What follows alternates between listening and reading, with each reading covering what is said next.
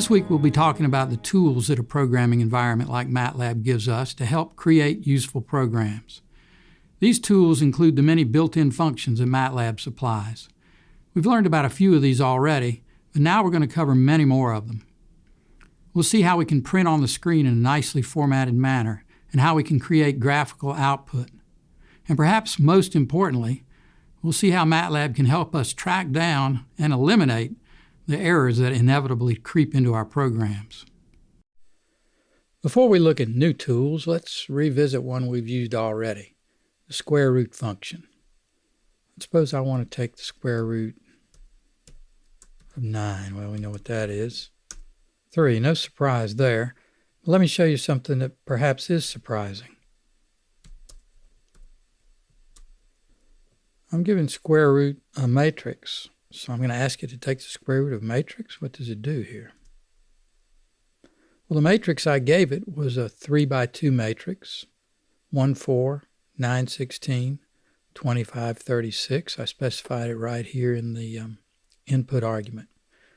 And what square root does is go to each one of these elements, take the square root, and put it at the corresponding position in an output matrix that's the same size as the input matrix. So we got square root of 1 is 1, square root of 4 is 2, 9 goes to 3, square root of 16 is 4, 25, square root of 5.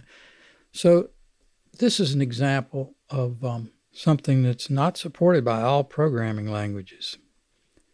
It's polymorphism. If the type of an input argument to a function can vary from one call of the function to another, it's called a polymorphic function. Polymorphic means having multiple forms, and polymorphism is a powerful feature because it allows one function to handle a huge variety of inputs, which can save us a huge amount of work because we avoid having to write a huge variety of functions. Furthermore, as we'll see, not only can the type of the input arguments vary, but the number of arguments can vary as well. And we can make the function's behavior change when the type or number of arguments changes. Many built-in functions in MATLAB employ the first form of polymorphism by returning an output that's shaped like its input. For example, as we've seen, if we call the square root function with a 3 by 4 matrix, it'll return a 3 by 4 matrix. If we call it with a 1 by 2 matrix, it'll return a 1 by 2 matrix, and so forth. This shape-shifting of the output to match the input is in fact the predominant form of polymorphism in MATLAB, and it's very convenient. But not every built-in function behaves that way. And we're going to look at one right now that doesn't. The function sum doesn't behave this way. Let's make a vector v. Let's put some elements in it. Doesn't make a difference what it is. And let's give this vector to sum. There, I guess that's right. 1, 2, 3, 4, yeah. It sums up the elements of the vector. Now let's give it a matrix. Let's make the matrix A equal to 1, 2 on the first row, 3, 4 on the second one. So there's A. Let's give it sum A.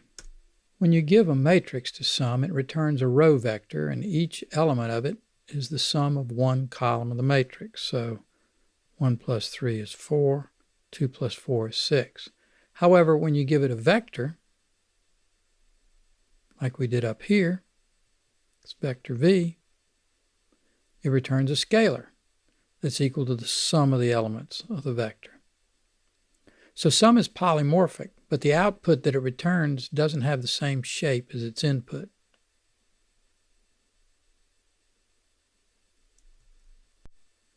We've seen how to make a function return more than one argument. Well, some built-in MATLAB functions do that. The maximum function, for example.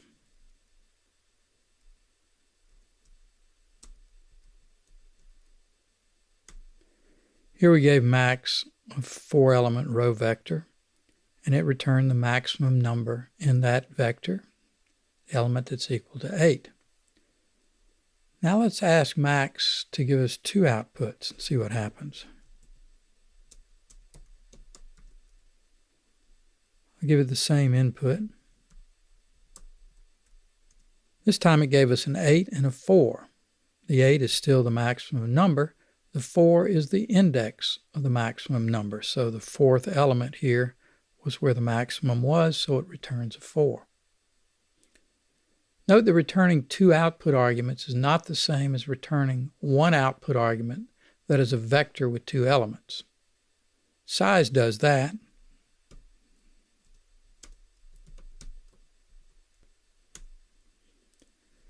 S is a vector.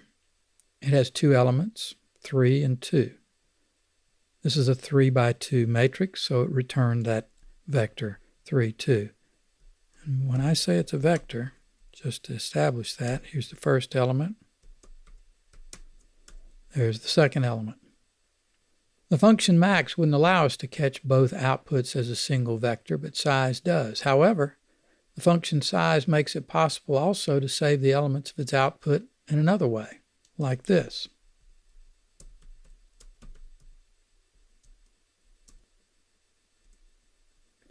This time it put the number of rows in the first output argument, and it put the number of columns in the second output argument. So, size behaves differently depending on the number of output arguments we ask for. This is another example of polymorphism. Polymorphism based on the number of outputs requested by the caller of the function. Note that if you want to write a function that has these polymorphic properties, the ones that depend on the number of output arguments, you have to write it that way. It's not something MATLAB does for you. We'll see later how you do this.